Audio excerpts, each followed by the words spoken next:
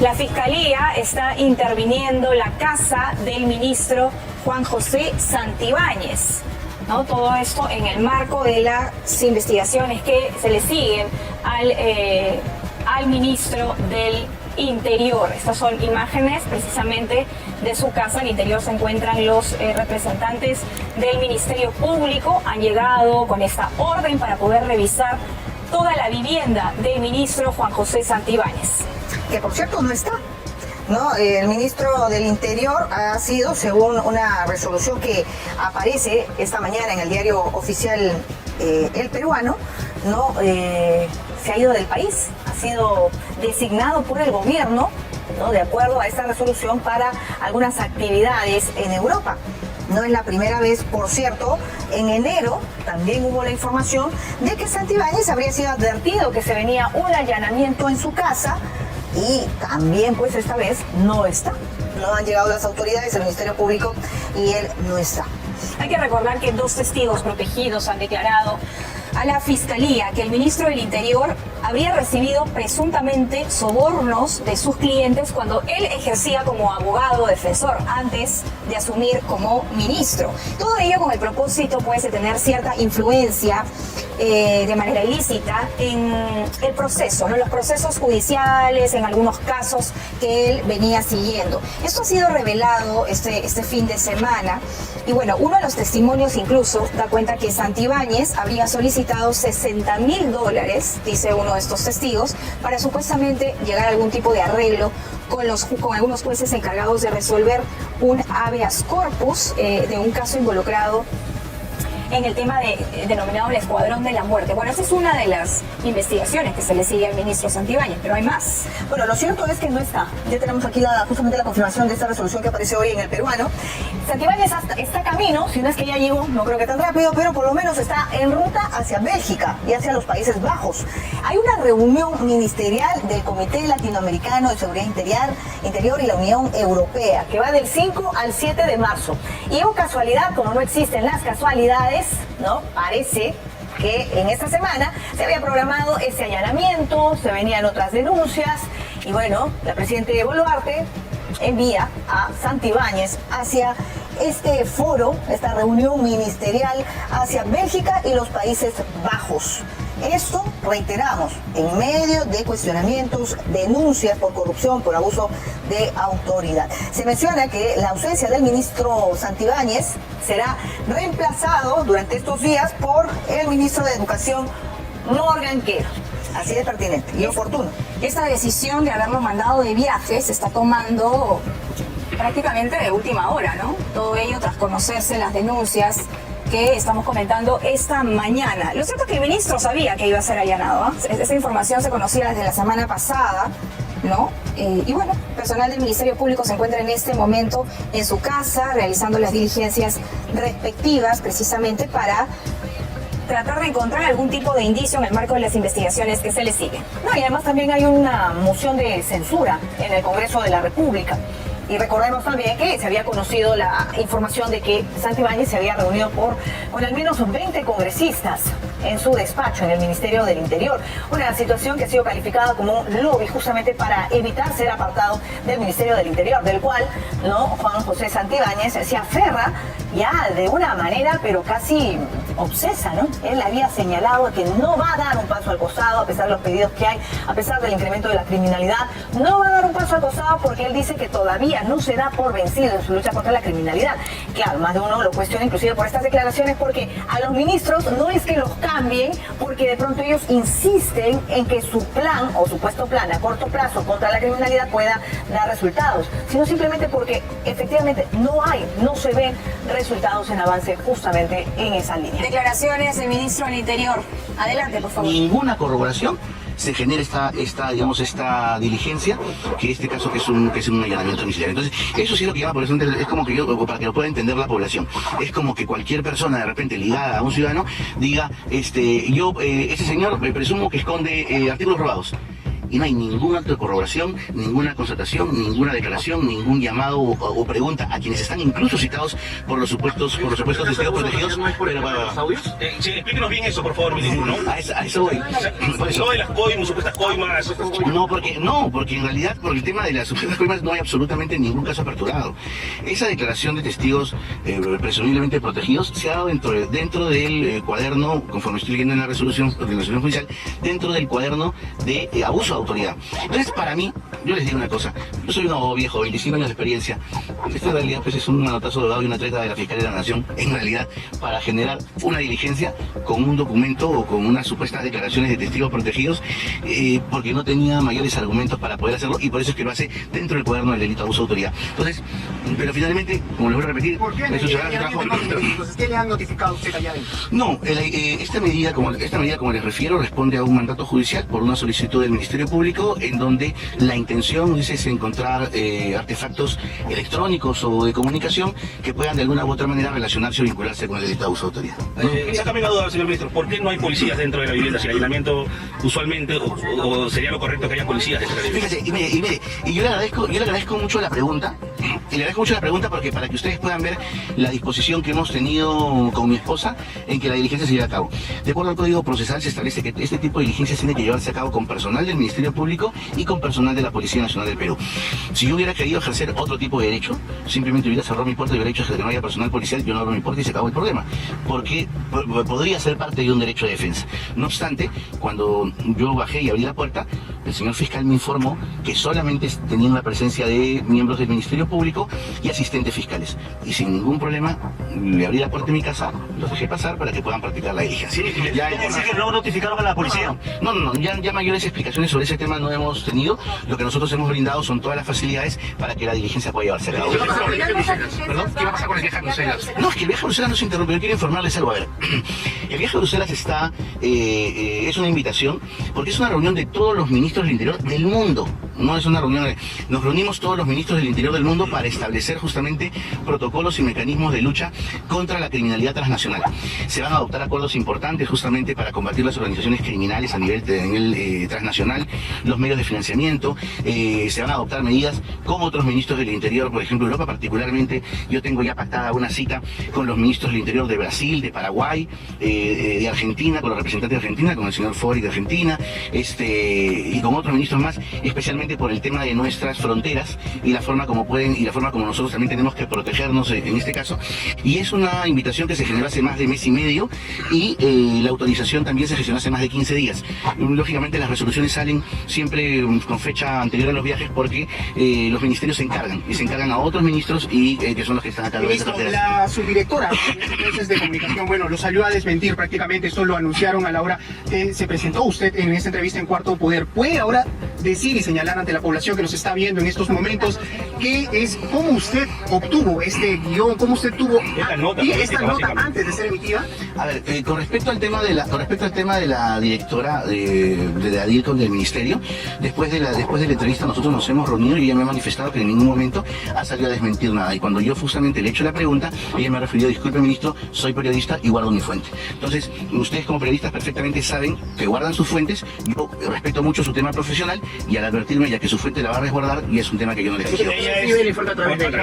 Yo recibo el informe justamente a través de ella, pero como les vuelvo a repetir, ya ella me ha manifestado, cuando yo justamente le hice referencia, me dice ministro, discúlpeme, yo voy a reservar mi fuente de información porque es su derecho, y lógicamente como profesional... ¿Ha renunciado? ¿Perdón? ¿Ha renunciado? No, en absoluto, no ha renunciado. Después del reportaje nosotros nos hemos reunido, hemos trabajado y hemos visto justamente las líneas de comunicación para esta semana. Pero no es lo adecuado. No, en absoluto. A ver, yo no estoy diciendo... Pero no es lo adecuado, ¿no? Usted tiene la nota periodística. Yo trabajo en ese canal, tiene con pauta, con gráfica, con todo lo que es un reportero para presentar, ¿no?, esa nota y se edite, ¿no? Porque eso está mal. A ver, pero te vuelvo a repetir lo que dije ayer. Entonces, yo estoy respetando el tema de lo que me informa mi DIRCOM, y lógicamente a ella le llega de algún lado.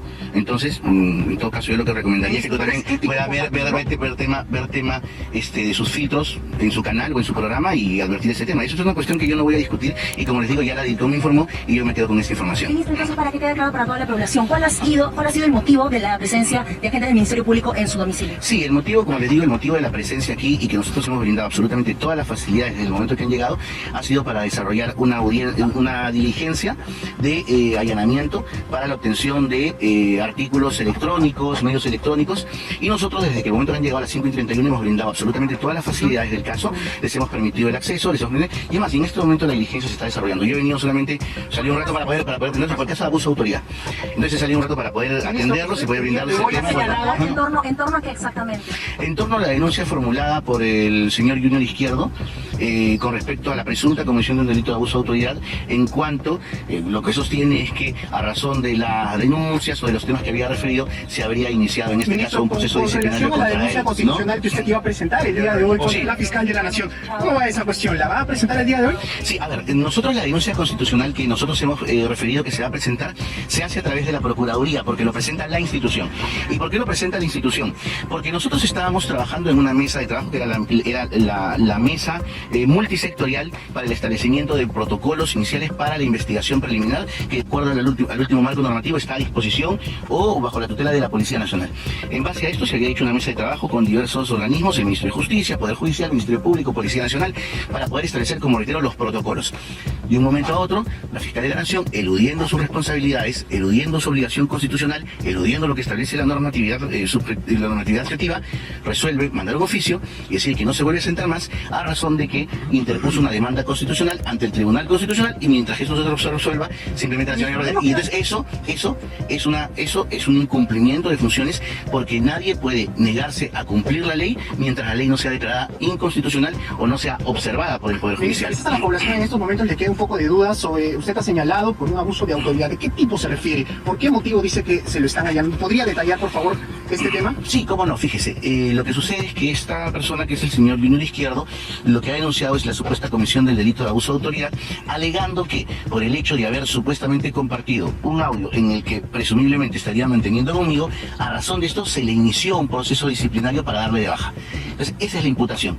En base a esa imputación, que es el abuso de autoridad, es que se genera todo este tema, ¿no? Entonces, nosotros, como les digo, nosotros no, en lo absoluto, porque de acuerdo a la ley 3714, que es la ley de régimen disciplinario, el ministro del Interior no tiene ninguna injerencia en ningún proceso disciplinario, y los procesos solamente pueden aperturarse a instancia de la Inspectoría General de la Policía Nacional de Perú o la Oficina de Asuntos Internos del Ministro del Interior, donde, como reitero, el ministro del Interior no tiene ningún tipo de injerencia. Además, y le agradezco la pregunta, resulta sospechoso porque justamente revisando la resolución judicial advierto que el señor sostiene que se le ha iniciado un proceso disciplinario el 2021, que efectivamente tiene un proceso disciplinario presumible por la presunta comisión de un tema de secuestro contra un investigado en un proceso que él tenía a su cargo, y que viene el año 2021 y yo recién soy ministro del 2024. Entonces hay diversas cuestiones que ya creo que en su oportunidad se van a aclarar, pero lo importante aquí, y lo que quiero dejar constancia y muy claro, es la razón por la cual he salido justamente a atender a la prensa, es que desde el momento que el Ministerio Público se ha hecho presente aquí en mi domicilio, que son las 5:31, inmediatamente tocaron el timbre, inmediatamente los hicimos pasar, estuvieron en mi sala esperando la presencia de mi abogado, conjuntamente con mi esposa y mis hijos, esperando la presencia de mi abogado, y llegando mi abogado se ha iniciado ya la diligencia. Entonces nosotros no tenemos hemos brindado todas las facilidades, como lo informamos en su oportunidad en el documento que compartimos, y en este momento se está llevando a cabo la diligencia. Solamente salí un poco para informarles sobre los hechos que están aconteciendo, y bueno, y ahora voy a pasar para continuar con la misma, ¿no? Sí, eso es algo que justamente con mis abogados lo estamos evaluando por una sencilla razón, porque nosotros hemos presentado, o sea, en mis abogados, una tutela de derechos ante la Corte Suprema de la República, y la Corte Suprema de la República ha señalado fecha de audiencia para el 6 de marzo. ¿Y por qué se ha presentado la tutela de derechos? Porque lo que nosotros estamos cuestionando justamente son los procedimientos que se han dado en estas dos carpetas de investigación, que es en la 203 y 2024 y en la 12 2024. Mi defensa siempre ha sostenido que estas son dos carpetas que debían estar unidas a razón de la calidad de aforado que tenemos como ministros. Entonces, ante este pedido, que ha sido desestimado en este caso, porque si no estaríamos hablando de reiterados protocolos que en realidad no tendrían por qué ejecutarse o practicarse, a razón de este hecho y lo denegado por la Fiscalía de la Nación, mis abogados han presentado la tutela de derechos ante la Corte Suprema de la República, y que se va a llevar a cabo el 6 de marzo. Entonces, una vez practicada esa diligencia, en donde mis abogados sustentarán justamente los argumentos por los cuales han solicitado, en este caso, la unificación de las carpetas, y ante la probabilidad de que la Corte Suprema, al declararlo fundado, genere que las investigaciones se caigan con respecto a una de ellas, es que hemos decidido por el momento esperar lo que resuelva la Corte Suprema y luego determinar. ¿Son momentos distintos antes y después? No, porque fíjense ustedes, para nosotros no son momentos distintos, porque la tesis o la la hipótesis de la Fiscalía es una sola.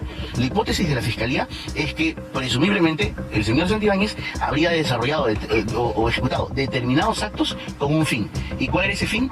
Llegar a ser ministro. Esa es la hipótesis de la Fiscalía. Entonces, la hipótesis es una sola. La hipótesis no puedes partirlas, porque es una sola historia. Entonces, la historia no se puede... Declaraciones del ministro del Interior, Juan José Santibáñez, cuando en estos momentos la Fiscalía está allanando su domicilio aquí en el distrito de La Molina. Retornamos a estudios. Muy bien, Américo, muchísimas gracias. Y lo que ha señalado incluso el ministro Santibáñez es que pero a esta hora lo cierto es que están los fiscales. El ministro ha señalado de que la ausencia de policías es básicamente por un tema de transparencia, señala él, ¿no? También puede ser interpretado como que él estaba advertido de esta situación. Pensábamos que ya estaba camino a Bélgica, pero parece que no. Él ha decidido quedarse, ¿no? Y ser él quien le abra la puerta a los fiscales, porque la resolución que tienen ustedes al lado izquierdo justamente es la autorización del gobierno de Dina Boluarte para que el ministro vaya a Bélgica y a los Países Bajos en esta reunión, ¿no?, de ministros del Comité Latinoamericano, es como se llama, que empieza del 5 al 7 de marzo. Entonces calculamos que si ya hay esta autorización, el ministro estará pronto a embarcarse. De acuerdo a esta resolución, el ministro tiene permiso para ausentarse del país del 3, es decir, a partir de hoy día, 3 de marzo, hasta el 9 de marzo. Ahora, todo este allanamiento y tal sucede precisamente en el marco de lo que se ha conocido ayer. Estos dos testigos protegidos de la Fiscalía que están dando declaraciones bastante reveladoras sobre cómo habría sido el accionar del ministro Santibáñez cuando era abogado.